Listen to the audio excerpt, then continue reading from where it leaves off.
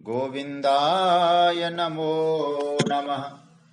नमः परमहंसास्वादितचरणकमलचिन्मकरन्दाय भक्तजनमानसनिवासाय श्रीरामचन्द्राय। वागीशायस्य वदने लक्ष्मीर्यस्य च वक्षसि यस्यास्ते हृदये संवित् तं नृसिंहमहं भजे। गुरुर्ब्रह्मा गुरुर्विष्णुर् गुरुर्देवो महेश्वरः गुरुः साक्षात् परब्रह्म तस्मै श्री गुरवे नमः। भगवत चरण कमलानुरागी सभी आत्मीयजन प्रियजन प्रेमास्पद आप सभी को मेरा प्रणाम वंदन, आप सबका अभिनंदन। राधे राधे, जय श्री कृष्ण। स्वाध्याय परिवार के माध्यम से और प्रभु कृपा का अनुभव करते हुए परमात्मा के द्वारा प्राप्त समय का हम लोग सदुपयोग कर रहे हैं। श्रीमद् भगवद गीता के आधार पर गुरुजनों का जूठन प्रसाद बटोरते हुए हम लोग चिंतन की यात्रा में हैं। आत्म संयम योग, जिसको ध्यान योग भी कहते हैं, उसके आधार पर हम लोग चिंतन कर रहे हैं छठे अध्याय का। और छठे अध्याय के चिंतन में कल चर्चा आई थी कि योग की परिभाषा भगवान ने एक नए रूप में प्रस्तुत की। दो परिभाषाएं ऑलरेडी ठाकुर जी ने बताया था। ये तीसरी परिभाषा बताई कि तम विद्यात् दुख संयोग वियोगम योग संगीतम। दुख के संयोग का वियोग हो जाए उसे योग कहा गया है। अब उस योग को पाने के लिए क्या चाहिए जीवन में? तो भगवान ने कहा स निश्चयेन योक्तव्यः, निश्चय पूर्वक उससे जुड़ना चाहिए, निश्चय करके उस योग को करना चाहिए। और अनिर्विण्ण चेतसा, खिन्न मन से नहीं, उत्साह मन से, उत्साह पूर्वक, उत्साह मन से, बिना उक्ताए चित्त के द्वारा उस योग को साध लेना चाहिए। तो दो बातें यहां महत्वपूर्ण है, बिना उक्ताए चित्त और दृढ़ निश्चय। स निश्चयेन योक्तव्यः। देखिए, साधन पथ में हम लोग कभी कभी बहुत जल्दी उकता जाते हैं। और मैंने संकेत में कहा भी था, अध्यात्म साधना में, साधना पथ में व्यक्ति उकताता है, प्राप्ति में नहीं उकताता है। और भौतिक जगत में व्यक्ति यात्रा में तो नहीं उकता सकता होगा, लेकिन प्राप्ति में उकता जाता है। क्यों? क्योंकि उसको उस प्राप्ति से संतुष्टि नहीं मिलती। लेकिन अध्यात्म पथ में जिस परम सत्ता की चर्चा आ रही है, उसको पाने के बाद फिर पूर्ण संतुष्टि मिलती है, वहां उकताता नहीं है।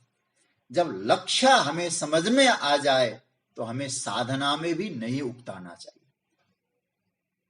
योगो अनिर्विण्ण चेतसा। तो उस योग को पाने के लिए एक तो निश्चय हो, और एक कभी उदासीन होकर उक्ता के खिन्न मन से उस तत्व को हमें पाना नहीं है। ये सूत्र दिया गया। तो अब दो तीन बातें हमें यहां, तो कल योग की चर्चा आई, दुख संयोग वियोग। एक छोटी सी कथा, मैं जब पाठशाला में पढ़ता था, पूज्य गुरुदेव से हमने एक कथा सुनी थी। वो कथा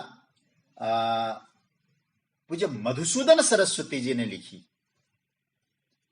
और मुझे नहीं मालूम, मुझे गुरुजनों के वाणी से मैंने सुना है, और कहाँ लिखा ये भी नहीं जानता हूं। कहते हैं कि एक टिटहरी, टिट्टी, जिसको संस्कृत में कुररी पक्षी कहते हैं, कि समुद्र किनारे वो पक्षी रहा करती थी।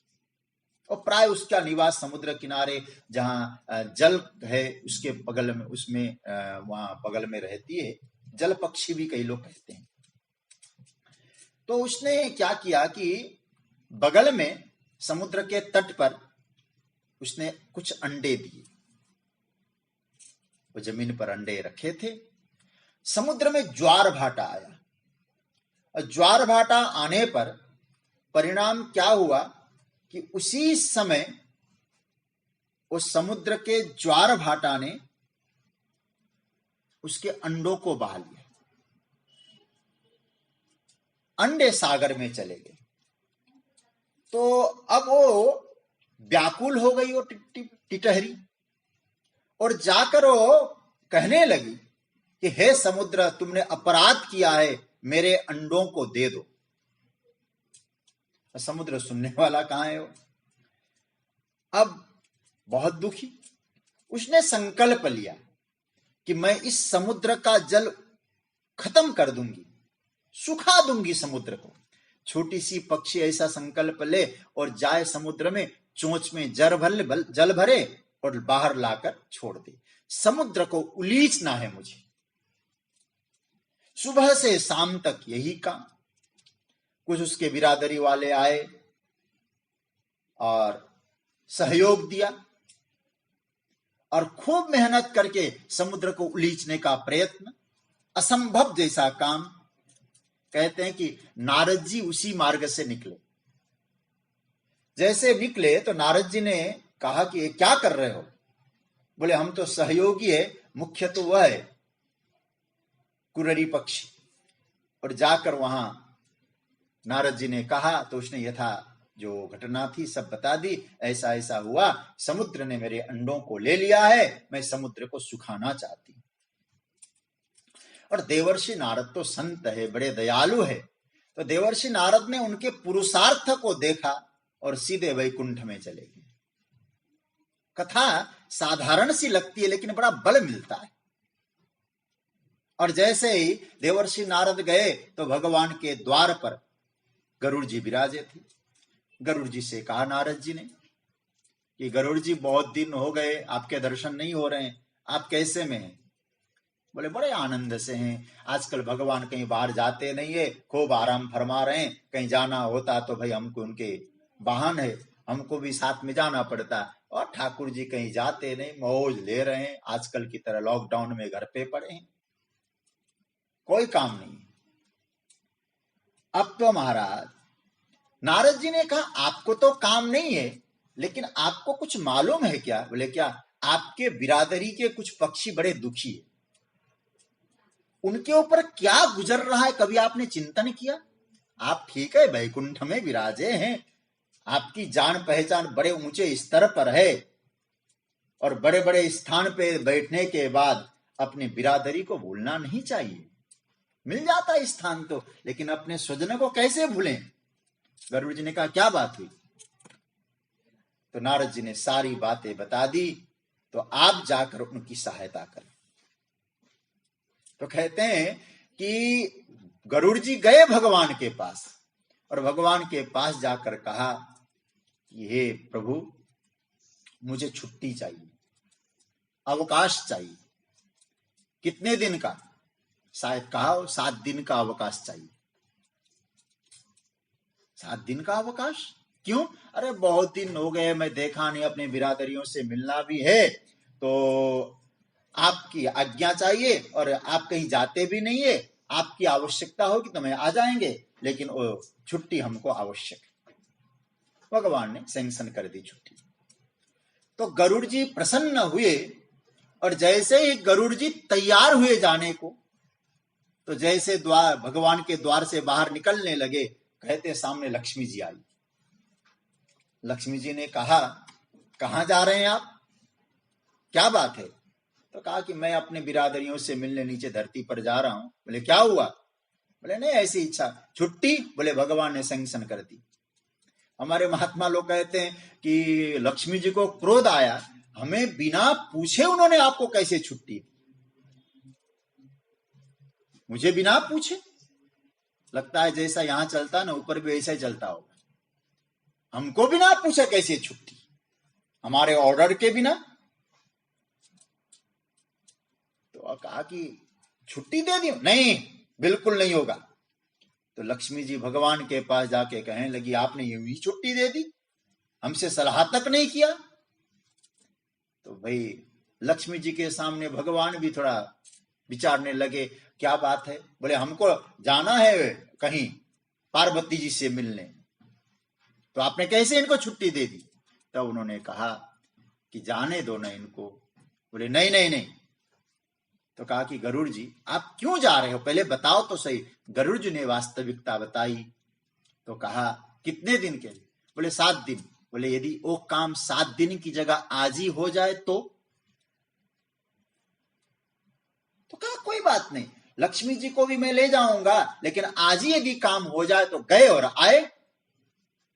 तो ठीक है, तैयार हो जाओ, मैं आपके साथ चलता हूं। तो सज्जनों, तो भगवान स्वयं गरुड़ाधीश गरुड़ पर सवार होकर वहां पहुंचे जहां वो टिटहरी पक्षी समुद्र को उलीच रहे थे और पक्षियों का झुंड समुद्र को सुखाने का प्रयत्न कर रहे थे। और जैसे भगवान आए, और भगवान आए तो समुद्र को लगा आज कुछ अनहोनी तो नहीं होगी।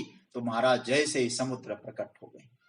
समुद्र ने कहा कि प्रभु आपको आने की आवश्यकता, कोई मेरे द्वारा अपराध हुआ। बोले तुमने अपराध एक किया, ये जो पक्षी है ना, इस पक्षी के अंडों को तुमने ले लिया है। सुनो, अब ये पक्षी अकेली नहीं है, इसके साथ हम भी खड़े हो गए, इसलिए अब तुम यदि मेरी बात मानो, तुम अकेले पड़ जाओगे, और मैं तो इस पक्षी के पक्ष में हूं, तुम देना चाहो तो अंडों को दे दो। कहते हैं समुद्र ने स्वर्ण की थाली में और टिटहरी के सुंदर अंडों को लाकर प्रदान की और अंडे प्रस्तुत कर दिए। प्रिय सज्जनों, कथा तो बहुत छोटी लगती है, मैंने कुछ मॉडर्न पुट भी दिया इसमें, लेकिन यह घटना पूज्यपाद मधुसूदन सरस्वती जी ने लिखा, जिन्होंने खंड खाद्य की रचना की, वेदांत का ऐसे अद्भुत ग्रंथ की रचना की। और सज्जनों, और मधुसूदन सरस्वती जी के बारे में और एक बात कहूं, जब गोस्वामी तुलसीदास जी ने रामचरितमानस की रचना की, उस वक्त संस्कृत के विद्वान विरोध करने लगे। हम इतने बड़े संस्कृतज्ञ होते हुए एक प्राकृत भाषा में, ग्रामीण भाषा में, देहाती भाषा में ऐसे ग्रंथ की रचना कैसे हम स्वीकार करें। तो संपूर्ण विद्वानों ने मधुसूदन सरस्वती जी को नियुक्त किया। यदि मधुसूदन सरस्वती जी संस्कृत के परम विद्वान है, यदि वो निर्णय कर दें, आप जरा सोचिए, 525 वर्ष पहले उन्होंने निर्णय किया, संपूर्ण विद्वत समाज को पुष्ट किया कि रामचरितमानस संपूर्ण वेद वेदांगों का सार है, ये वैदिक रूप से कहीं भिन्न नहीं है, वैदिकता से प्रतिकूल नहीं है, धर्म से प्रतिकूल नहीं है। उनका हस्ताक्षर हुआ तो इस रामचरितमानस ग्रंथ को विद्वत समाज ने, अब तो महाराज विश्व ने स्वीकार किया है। कहने का तात्पर्य, ऐसे बड़े विद्वान, और आप लोग गाते हैं ना, वंशी विभूषित करा नवनीर दावात, ये श्लोक भी जिनकी लेखनी से प्रकट हो। ऐसे मधुसूदन सरस्वती जी इस कथा को लिखते हैं और अंत में कहते निश्चय की शक्ति क्या होती है। इसलिए भगवान भी कहते हैं स निश्चयेन योक्तव्यो योगो निर्विण्ण चेतसा। एक छोटी सी पक्षी भी यदि निश्चय कर लें तो महाराज समुद्र को नतमस्तक करा सकती है। तो व्यक्ति को निश्चय करके अपने जीवन के लक्ष्य को पाना चाहिए, लेकिन अनिर्विण्ण चेतसा, उक्ताए हुए चित्त से नहीं, उत्साह चित्त से जाना चाहिए। ये भगवान कह रहे हैं तम विद्यात् दुख संयोग वियोगम योग संगीतम स निश्चयेन योक्तव्यो योगो निर्विण्ण चेतसा। अनिर्विण्ण चेतसा स निश्चयेन योक्तव्यः, क्या बोले योग, उस योग को बिल्कुल बिना उक्ताए हुए चित्त से निश्चय पूर्वक जान लेना चाहिए। अब हम लोग थोड़ा आगे बढ़ते हैं। आइए, जिस योग की चर्चा 23वें श्लोक में भगवान ने की, आप सब जानते हैं, तम विद्या दुख संयोग वियोगम योग संकितम। जिस योग की चर्चा भगवान ने 23वें श्लोक में की है, उस योग की प्राप्ति के लिए साधक को ध्यान लगाना पड़ेगा। अब यहां से भगवान ध्यान का प्रकरण बता रहे, बड़ा सुंदर महत्वपूर्ण चर्चा आ रही सज्जनों, ध्यान का प्रकरण बता रहे हैं। लेकिन विशेष करके अब यहां जो ध्यान का प्रकरण है वो निर्गुण ध्यान का प्रकरण है। निर्गुण तत्व का ध्यान कैसे होना चाहिए उसकी चर्चा भगवान ने श्लोक आगे की चर्चा में की। इसलिए अब हम लोग 2 श्लोक एक साथ चर्चा करेंगे, क्योंकि दोनों श्लोक का क्रम बंधा हुआ है। इसलिए 24वां श्लोक और 25वां श्लोक, इन दोनों श्लोकों को हम लोग एक साथ देखेंगे। और आप लोग देखिए कितनी सुंदर व्यवस्था है, हमारे परम आदरणीय श्री मनोज जी ने आपके सामने रख दिया है 24वां और 25वां। मैं बोलो फिर आप लोग बोलिएगा। संकल्प प्रभवान कामांस त्यक्त्वा सर्वान् शेषतः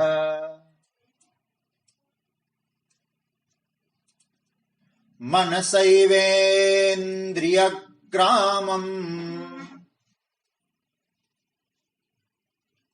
विनियम्य समन्ततः।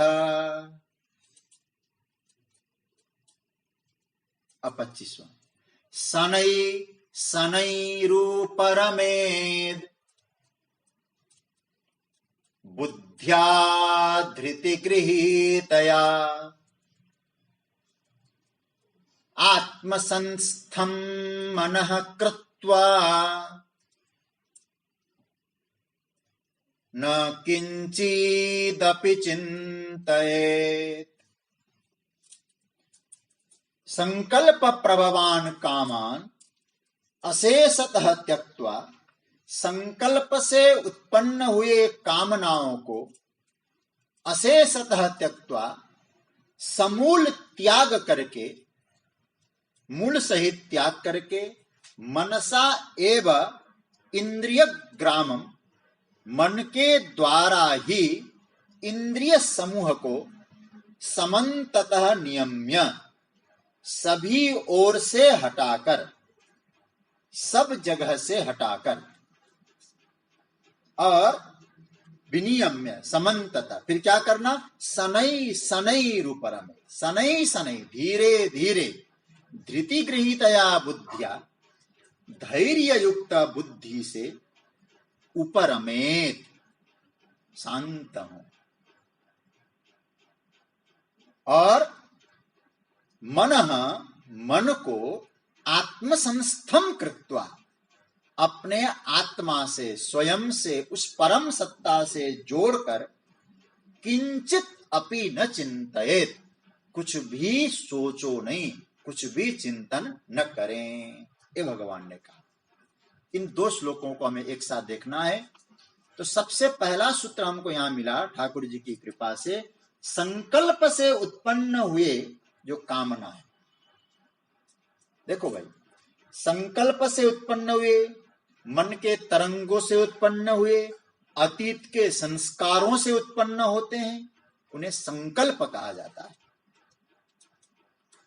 उससे होने वाली, उस संकल्प से होने वाली संपूर्ण कामनाओं को, सर्वान कामान, संपूर्ण कामनाओं को, अशेषतः, पूर्ण रूपेण, देखो भाई यहां अशेषतः महत्वपूर्ण है। कामनाओं को पराजित मत करो, कामनाओं को निर्मूल करो। आपने कामनाओं को जीत लिया तो आप ये समझ लेना आपने कामनाओं को खत्म नहीं किया, फिर प्रकट हो सकता है। जैसे नारद जी ने काम को जीता, लेकिन नारद जी के सामने काम प्रकट हुआ, बाद में नारद जी पर वो काम हावी हुआ। लेकिन शिवजी ने काम को भस्म किया, लेकिन शिवजी के ऊपर काम हावी नहीं हुआ। तो काम को पराजित करना और काम को निर्मूल करना, ये दो अलग अलग दिशाएं। तो हमें क्या करना है? भगवान कहते हैं समन्ततः अशेषतः चारों ओर से कामनाओं को निर्मूल करके, त्याग करके, मन से ही इंद्रिय समूह को संयमित करके, फिर क्या करने? शनै शनै उपरमेत, धैर्य युक्त बुद्धि से धीरे धीरे उपरमेत, उपराम हो जाए और मन को आत्म संस्थम कृत्वा, स्वयं में स्थिर करके, परम तत्व में स्थिर करके कुछ भी चिंतन न करें। ये मैं दोबारा आपको कुछ बातें बताई। अब आइए थोड़ा सा चिंतन करके यात्रा में जाएं। पूरी प्रक्रिया को थोड़ा गंभीरता से समझना है, क्योंकि ध्यान की प्रक्रिया चल रही है। ध्यान की प्रक्रियाओं को अच्छी तरह से गंभीरता से जो भगवान ने बताया उसको समझने की हम लोग कोशिश करेंगे। मन की तरंग जब उठती है ना, उठते हैं ना, तो इच्छाओं का निर्माण होता है। इच्छा जब बलवती होती है तब संकल्प बन जाता है, और संकल्प फिर कामनाओं को जन्म देता है। और भगवान कहते हैं संकल्प प्रवान कामा, सभी कामनाओं को पूर्ण रूपेण छोड़कर, त्याग करके, मन से ही इंद्रिय समूह को संयमित करके, क्योंकि उपनिषद ने कहा मन लगाम है, इंद्रियां घोड़े हैं, मन की शक्ति का प्रयोग करके इंद्रियों को संयमित करो। लेकिन मन की शक्ति का प्रयोग कैसे? मन से परे क्या है? बोले बुद्धि। तो कैसी बुद्धि हो? धृति गृहीतया बुद्धिया नियम, धैर्य युक्त बुद्धि से। धैर्य युक्त बुद्धि। देखो भाई, यहां जो भगवान कह रहे हैं धैर्य युक्त, धृति शब्द का प्रयोग किया। और जो आपको संस्कृत का थोड़ा बहुत नॉलेज हो ना, तो जो धर्म के लक्षणों की चर्चा की है, आपको बताऊं, धर्म के 10 लक्षण है। उन 10 लक्षणों में जो पहला लक्षण है धर्म का, उसका नाम है धृति। धृति क्षमा दमोस्तेयम शौचम इंद्रिय निग्रह धार्धिर विद्या सत्यम अक्रोध दशकम धर्म लक्षण। यहां जो भगवान धृति गृहीतया बुद्धिया कहते हैं, मुझे लगता है धृति को यहां से जोड़ दीजिए थोड़ा सा, अभी और स्पष्ट कर दूंगा मैं। देखो धर्म के 10 लक्षण क्या है? धृति धैर्य, धैर्य, धृति क्षमा, दूसरा दम अस्तेय मतलब चोरी न करना, धृति क्षमा दम और अस्तेय। और कहते धृति क्षमा दमोस्तेयम शौच पवित्रता, इंद्रिय निग्रह, बुद्धि, विद्या, सत्य और अक्रोध, ये 10 धर्म के लक्षण है। उसमें पहला लक्षण है धृति। और भगवान क्या कहते? धृति गृहीतया बुद्धिया, उस धैर्य युक्त बुद्धि से। इसका अर्थ यह हुआ, यदि आप में धैर्य है, साधना के पथ में आप में धैर्य है, तो आप धार्मिक है। आप साधना के पथ में भी उतावलापन है, तो आप भले ही साधना कर रहे हो, आप में धार्मिकता नहीं। धैर्य चाहिए। तो धृति गृहीतया बुद्धिया, उसको नियम्य शनै शनै, धीरे धीरे धीरे करके, इतने वर्षों की जो जन्म जन्मांतर की आदत लगी हुई ना सज्जनों, इंद्रियों को, कामना के विषयों की, वो तुरंत जाने वाला नहीं है, समय लगेगा। इसीलिए भगवान के शनै शनै, धीरे धीरे अभ्यास करो। आज करो तो आज ही काम बन जाए, ऐसी बात नहीं। बहुत धैर्य रखो। और कभी कभी हम लोग तुरंत करने की कोशिश करते हैं, तुरंत कंट्रोल करें इंद्रियों को, बस आज ही चारों तरफ से खींच ले। स्प्रिंग होता है ना, स्प्रिंग को यूं दबाएंगे हम, तो जैसे हटाएंगे तो फिर स्प्रिंग ऊपर जाएगा। तो धीरे धीरे प्रयत्न करना पड़ेगा। शनै पंथा शनै कंथा शनै पर्वत लंघनम, ये बताया। शनैर्वित्तम शनैर्विद्या पंचैतानि शनै शनै। तो शनै शनै गृहीत धृति गृहीत, बुद्धि तो सबके पास है, लेकिन भगवान कहते धैर्य युक्त बुद्धि से मन को परमात्मा में स्थिर करें, उसके सिवा और कुछ चिंतन न करें। कामना का बीज है संकल्प, और बीज के बिना वृक्ष नहीं, इसलिए भगवान कहते बीज को समझो, संकल्प को समझो।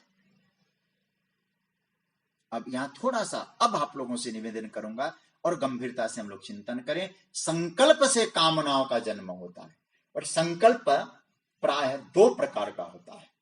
आप लोग नोट करें, आप लोगों को बहुत अच्छा लगेगा बाद में। पहला संकल्प का नाम है ग्रहण संकल्प, और दूसरे संकल्प का नाम है त्याग संकल्प। पुश और पुल, पकड़ना छोड़ना, या तो कुछ चाहिए या कुछ नहीं चाहिए, या यह आए यह ना आए।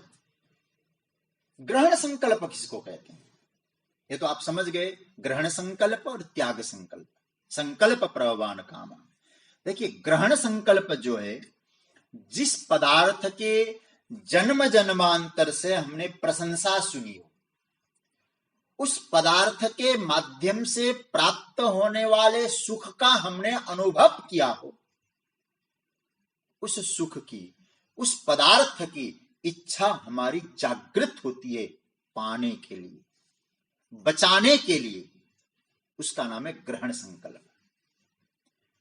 जिस पदार्थ की आपने निंदा सुनी हो, जिस पदार्थ को आपने पा तो लिया है, पहले पा लिया हो, और उस पदार्थ के कारण आपको दुख का अनुभव हुआ हो, उस पदार्थ को, उस परिस्थिति को त्यागने का जो भाव आता है, उस त्याग का नाम है त्याग संकल्प। उसको छोड़ने के भाव का नाम है त्याग। तो ग्रहण संकल्प और त्याग संकल्प। लेकिन आपको इस बात को याद रखना पड़ेगा, ग्रहण और त्याग दोनों जो संकल्प होते हैं वो बाहर की वस्तुओं के होते हैं। ग्रहण संकल्प भी बाहर की वस्तुओं का है और त्याग संकल्प भी बाहर की वस्तुओं का है।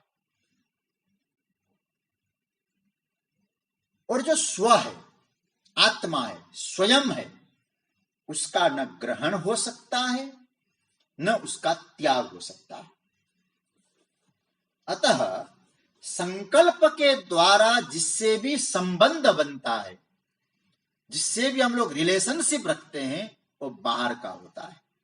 वो चाहे वस्तु हो, चाहे वो व्यक्ति हो, चाहे परिस्थिति हो, चाहे पदार्थ हो, वो सब बाहर का होता है। तो बुद्धि से यदि हम लोग चिंतन करें, उस संकल्प को यदि हम छोड़ेंगे नहीं,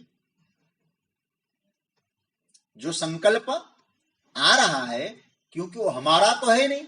आपने दोनों बातें कहा कि मैंने ग्रहण और त्याग की बात की, वो बाहर का है।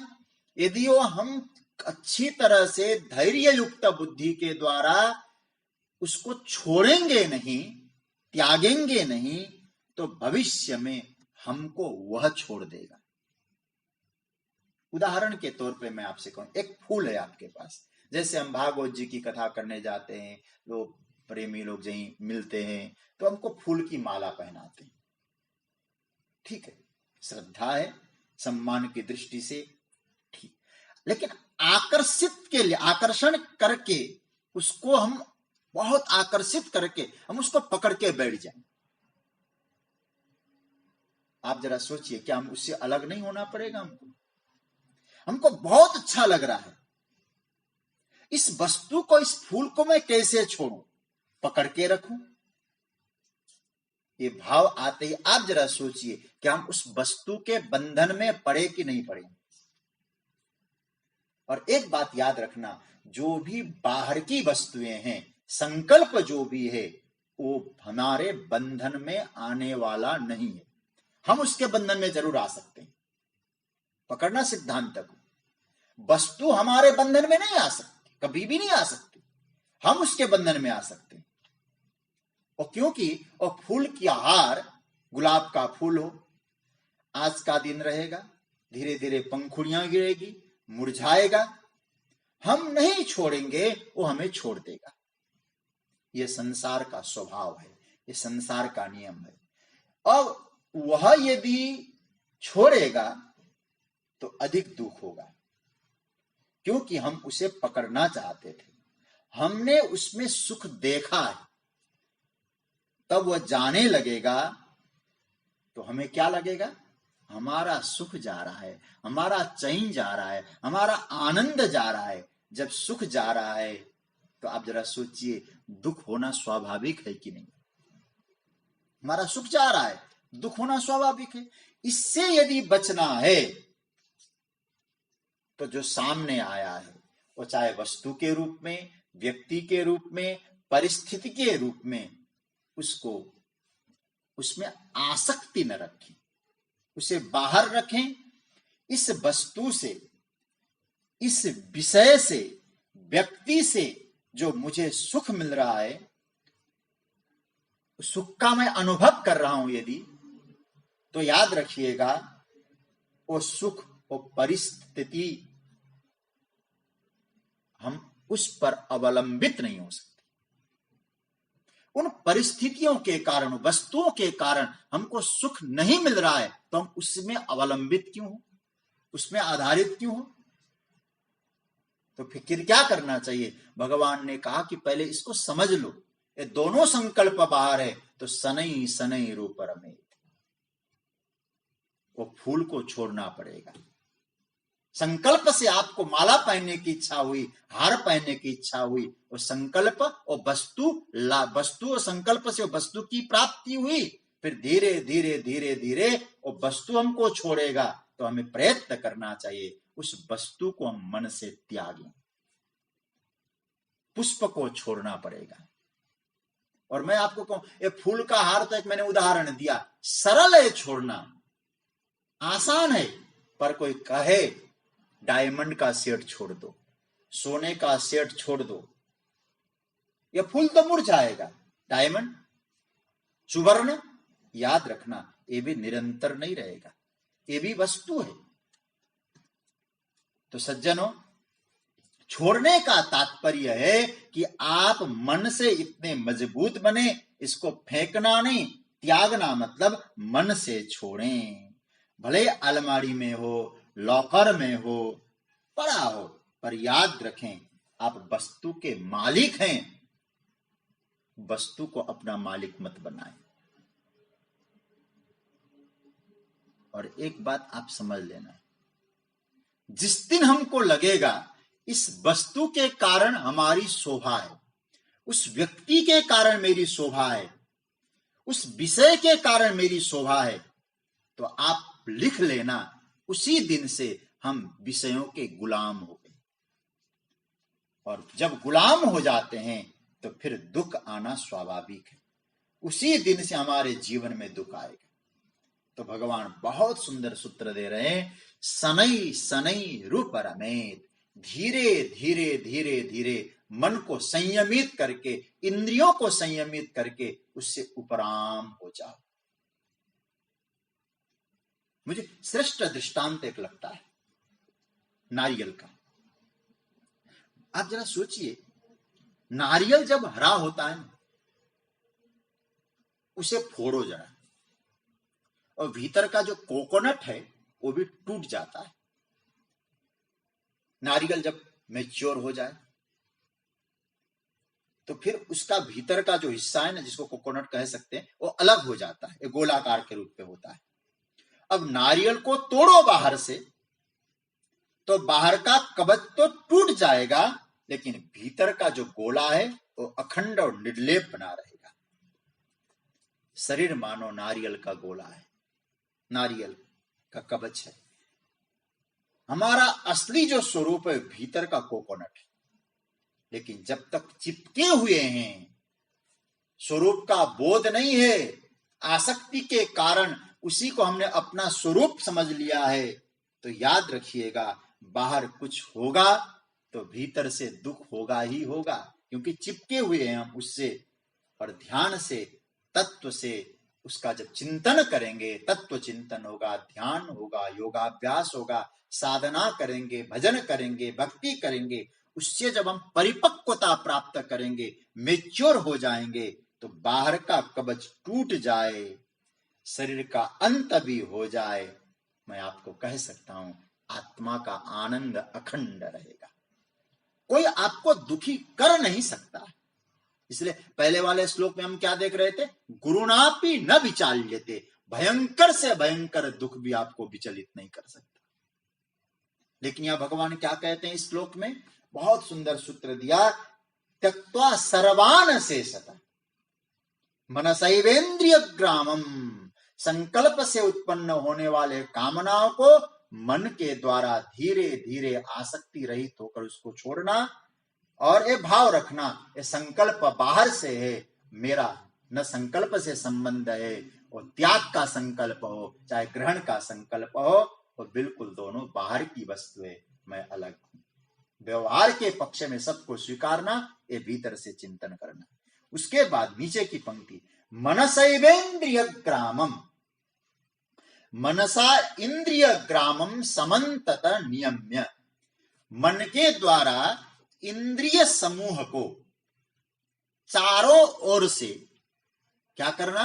नियम्य, नियमन करें, विनियम्य, संयमित करें। अब यहां मनसा एवं इंद्रिय ग्रामम विनियम्य जो भगवान कह रहे हैं, अब यह इंद्रिय ग्रामम शब्द, ग्रामम शब्द का समूह। देखो, गांव का एक व्यक्ति नहीं है ग्रामम, पूरे गांव को, पूरे इंद्रिय समूह को हम लोग देखो एक एक इंद्रिय को संयमित करने का यदि प्रयत्न करेंगे, हम कान को संयमित करें, आंख को संयमित करें, पहली बात तो कर भी नहीं पाएंगे, बहुत कठिन, और सफल भी नहीं हो पाएंगे। जैसे उपनिषद ने कहा ना, कठोपनिषद ने, इंद्रियाणि हयानाहु विषयांस्तेषु गोचरा। देखो, शरीर है रथ, इंद्रियां घोड़े, मन है लगाम, बुद्धि है सारथी, आत्मा है रथी। अब आप जरा सोचिए, घोड़े हैं 5, समझ लो 11 घोड़े हैं, 5 ज्ञान इंद्रिया, 5 कर्म इंद्रिया, 11वां मन, 11 घोड़े समझ लो। 5 समझ लो, 11 समझ लो, कोई बात नहीं। तो अब मन के द्वारा आपको इनको नियमन करना है। मन को ने लगाम, बुद्धि बैठा सारथी के रूप में। अब बुद्धि ने उस लगाम को पकड़ा, और 10-11 घोड़ों में इस घोड़े से तुम सही हो जाओ। अब उसको सही करने के चक्कर में इधर बिगड़ जाएंगे, उसको सही करने के चक्कर में इधर बिगड़ जाएंगे। तो लगाम को पकड़ के सबको एक साथ नियमन करो।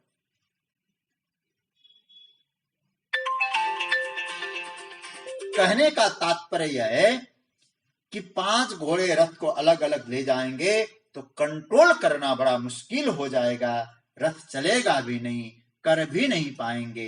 इसलिए भगवान कहते, एक बार खींच लो, मनसा इंद्रिय ग्रामम विनियम्य, मन के द्वारा इंद्रिय समूह को नियमन करो, एक साथ प्रयत्न करो। इंद्रियों को संयम करने के लिए एक बात आपको स्पष्ट कर दूं, इंद्रियों को मन के द्वारा संयमित करने के लिए किसी का आधार लेने की आवश्यकता नहीं। आप बहुत ध्यान से समझना इस बात को, मैं फिर कह रहा हूं, इंद्रियों को मन के द्वारा संयमित करने के लिए किसी का आधार लेने की आवश्यकता नहीं है, क्योंकि बाहर का आधार लेने जाएंगे मन भी वहीं चला जाएगा। बाहर का आधार लेने जाओ, मन भी वहीं जाएगा। तो क्या करना होगा? तो मन के द्वारा ही करो। मन, ये मत समझ मन को ये चीज मिल जाए तो नियम में, नहीं, ऐसा नहीं हो सकता है। मन स्वयं इतना मजबूत हो, मन के द्वारा ही नियम। तो क्या करना? यह सारी जो प्रक्रिया कैसे करनी चाहिए? शनै शनैरुपर में, धीरे धीरे करना चाहिए। आज प्रयास करो, कल प्रयास करो, धीरे धीरे संयमित करने का प्रयास करो। और याद रखना, योग मार्ग में, ध्यान की प्रक्रिया में धीरे धीरे धीरे जब साधक आगे बढ़ता है, उसे इंद्रिय और मन पर संयम प्राप्त होता है, लेकिन उतावले में नहीं, धीरे धीरे धीरे धीरे धीरे चलता है। और फिर क्या होता है, विचारों के जो तरंग हैं वो धीरे धीरे शांत होने लगेंगे।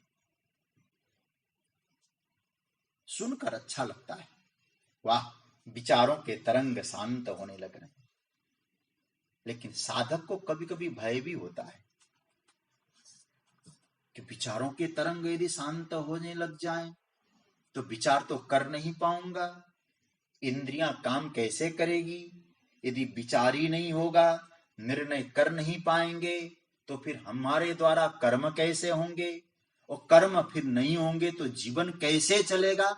इस भय को, ये भय दूर हो, इसके लिए भगवान कहते धैर्य आवश्यक है, धृति गृहीतया बुद्धिया। क्योंकि केवल समय ही साधक के इस भय को दूर कर सकता है, धैर्य ही दूर कर सकता है। होता क्या है, एक सिद्धांत की बात आपको कहूं, सांसारिक कामनाएं कम होने लगती है, सांसारिक विचार कम होने लगते हैं, और एक बार सांसारिक विचार और सांसारिक कामनाएं कम होने लगेगी तो धीरे धीरे उसके जीवन में दैवीय विचार उठने लगेंगे। और दैवीय विचार उठते हैं उस अवधि में, उस कालखंड में दैवीय विचार उठ रहे हैं। आपके द्वारा जो कर्म होंगे वो दैवीय कर्म होंगे, और दैवीय कर्म कैसे होंगे, जो आप करेंगे और दैवीय कर्म बन जाएंगे, दिव्य कर्म होंगे, और उस कर्म का अन्य लोग भले अनुसरण करें और आपका वो कर्म बंधन कारक नहीं होगा, क्योंकि दैवीय कर्म है। दूसरी बात, योगाभ्यास, साधना, तत्व चिंतन, उसमें धैर्य की बहुत आवश्यकता है। इसलिए भगवान शनै शनै उपरमेत बुद्ध्या धृति गृहीतया। देखो भाई, जल्दीबाजी नहीं, देखो एक स्वाभाविक नैसर्गिक एक प्रक्रिया है। जैसे एक आम की गुठली जमीन पे गाड़ दिया गया, और जमीन पे उस गुठली को गाड़ने के बाद, और जिसने गाड़ा और रोज थोड़ा सा जमीन उठाएं, खोदें और देखें गुठली में कोई वो अंकुरित हुआ नहीं, फिर मिट्टी डाल के, पानी उनी डाल के 2-3 दिन बाद फिर देखें, यदि अंकुरित होना भी हो ना, उसमें वो बीज तैयार भी होना हो, आम प्रकट भी होना हो ना, फिर भी नहीं होगा। मैं इतना ही कहना चाह रहा हूं, जो आम स्वाभाविक प्रक्रिया से निकलने वाला हो, उस आम में भी, आम को आने में भी आपका धैर्य चाहिए।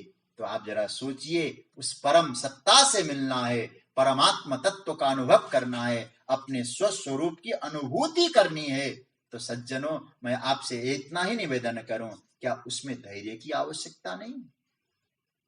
इसलिए धीरे धीरे धैर्य पूर्वक धृति गृहीतया बुद्धिया, धैर्य युक्त बुद्धि के द्वारा क्या करें, आत्मसंस्थ उपरमेत, ऊपर की जो पंक्ति उपरमेत वाली बात आई। देखो, उप और रमेत, ये शब्द बहुत समझने जैसा। उप का अर्थ होता है समीप, नजदीक, और रमेत शब्द रमुक क्रीड़ायाम धातु से बनता है, रमण का अर्थ है। इसका अर्थ है, उपरमेत शब्द का अर्थ क्या है, शांत होना। लेकिन यह उपरमेत शब्द का हमारे आचार्यों ने अर्थ किया आनंद का अनुभव करना।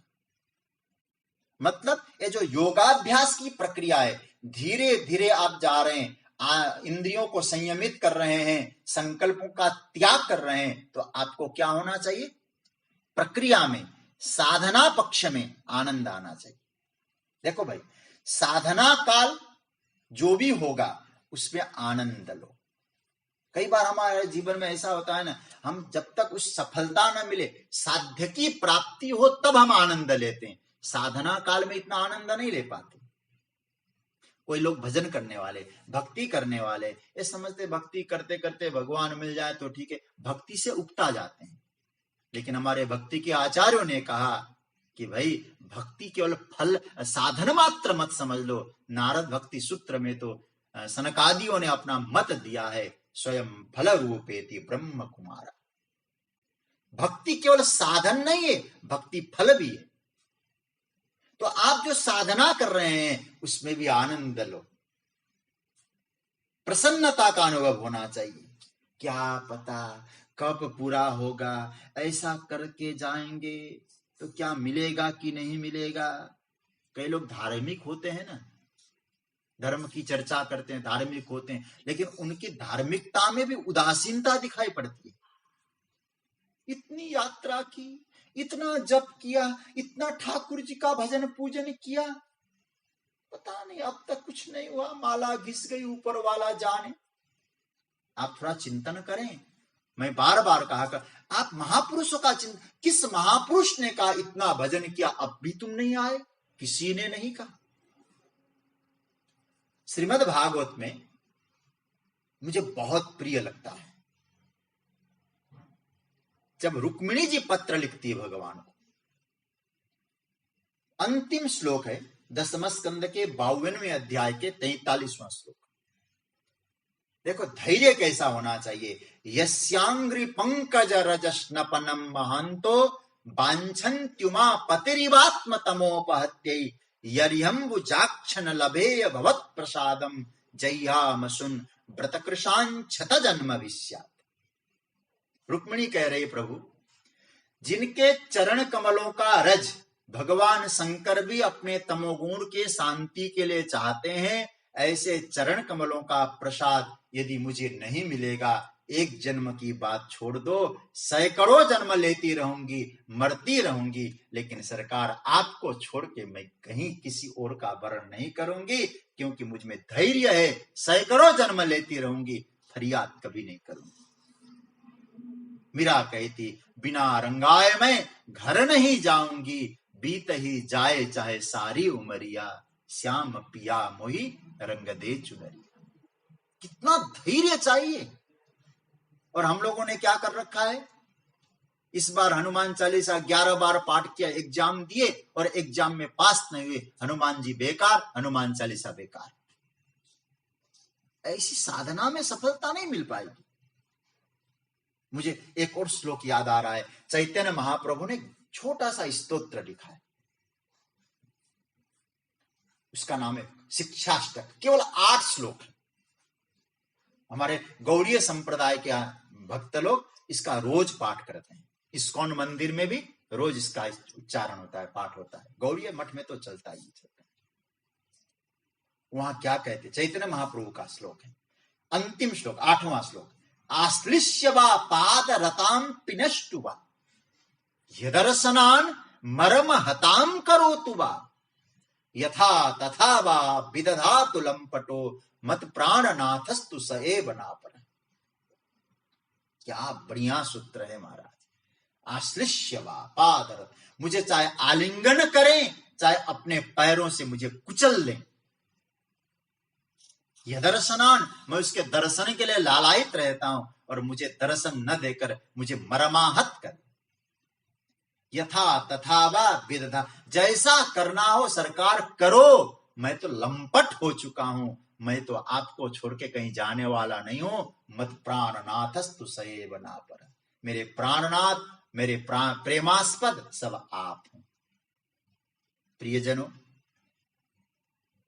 ऊपर में रमण करो, आनंद लो, साधना। और याद बत, इसमें कुरियात नहीं, भवेत नहीं, ऊपर में आप साधना में भी आनंद लो, जप रहे हैं उसको आनंद लो, ठाकुर जी का भजन कर रहे हैं आनंद लो। कब मिलेंगे, जब मिलेंगे हम भजन करने का आनंद ले रहे हैं।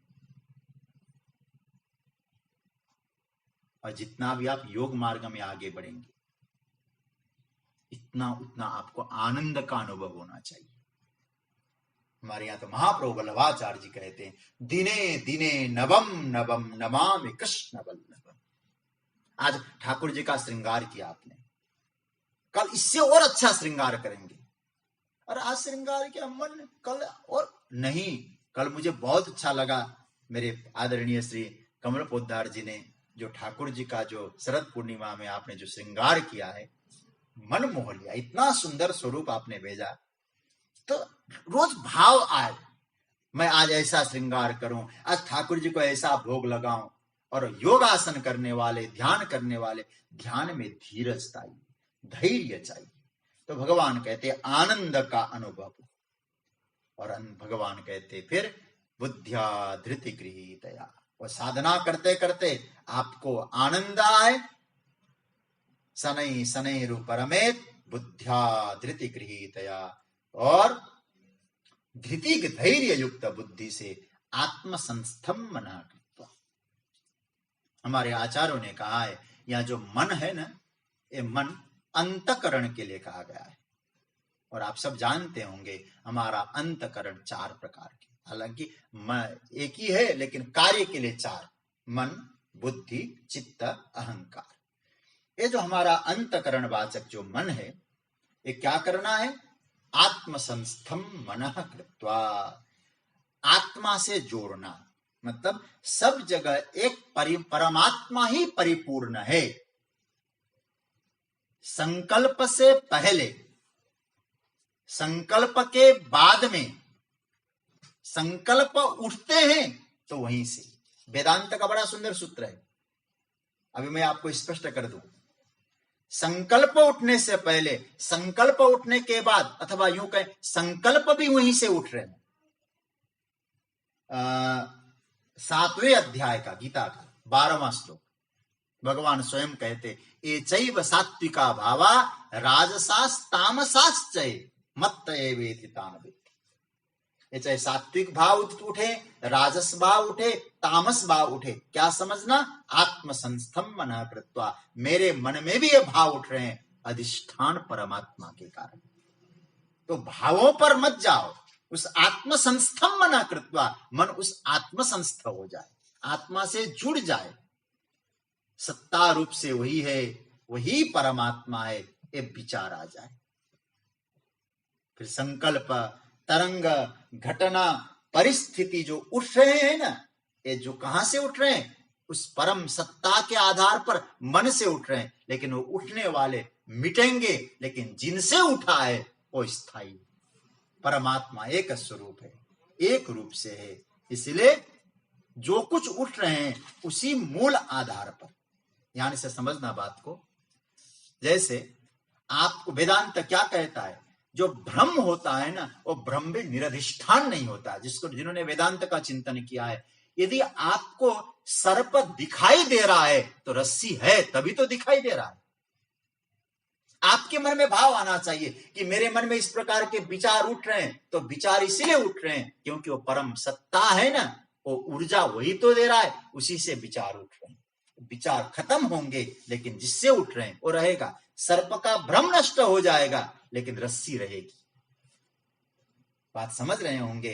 इसलिए आत्मसंस्थम मनः कृत्वा, उस आत्मा से जोड़ो, और आत्मा के प्रकाश में उठने वाले तरंगों, इनको क्या करना? इनको महत्व मत दो, क्योंकि वहां महत्व है, स्थापित कर दें। क्योंकि मन को कहां लगाना है? आत्मसंस्थम। कारण क्या है? श्रीमद् भगवद गीता के विभूति में भगवान जब विभूति का वर्णन करते हैं तो क्या कह रहे हैं? इंद्रियाणाम मनश्चास्मि, इंद्रियों में मन मैं हूं। तो मन हमारा कौन है? भगवान है। तो भगवान कहते हैं मन तो मेरी विभूति है, उस मन को मुझसे जोड़ो। आत्मसंस्थम मनः कृत्वा न किंचित अपि चिंतयेत्। अब तक तो हम लोगों ने चिंतन ये सुना कि संसार का चिंतन नहीं करना, विषयों का चिंतन नहीं करना। यह तो बात पहले भी आई है और भी हम सुनते आ रहे हैं। लेकिन भगवान यहां क्या कहते हैं? अब चिंतन ही न करो। क्यों चिंतन न करें? अब परमात्मा ही सब जगह परिपूर्ण है। परमात्मा से अतिरिक्त तो कुछ है ही नहीं, तो चिंतन किसका करोगे? और परमात्मा कहां है? बोले तुझ में है और तू ही है। वेदांत क्या कहता है? मन को भगवान के स्वरूप में स्थापित कर दिया, फिर चिंतन यदि होने लग जाएगा तो वेदांत ने एक बड़ा सुंदर सूत्र दिया। मन यदि परमात्मा में, उस आत्मा से जुड़ गया, फिर आप चिंतन करने लगेंगे तो उस चिंतन को हम लोग सविकल्प वृत्ति कहते हैं। क्यों? बोले अब उससे जुड़ जाने के बाद, अब थोड़ा कठिन लगेगा लेकिन आप लोग इतने दिन से चिंतन कर रहे हैं तो समझ जाएंगे, सविकल्प वृत्ति नाश होना चाहिए, निर्विकल्प वृत्ति का उदय होना चाहिए। क्यों? क्योंकि वहां त्रिपुटी रहेगी नहीं, तीन चीजें वहां रहेगी नहीं, न ध्याता रहे, न ध्यान रहे, न ध्येय रहे, बस एक तत्व परमात्मा ही सर्वत्र परिपूर्ण हो। त्रिपुटी की वृत्ति हो जाए तो फिर क्या हुआ? अब सत्ता जो परम तत्व है वो एक है, उसका विकेंद्रीकरण नहीं है।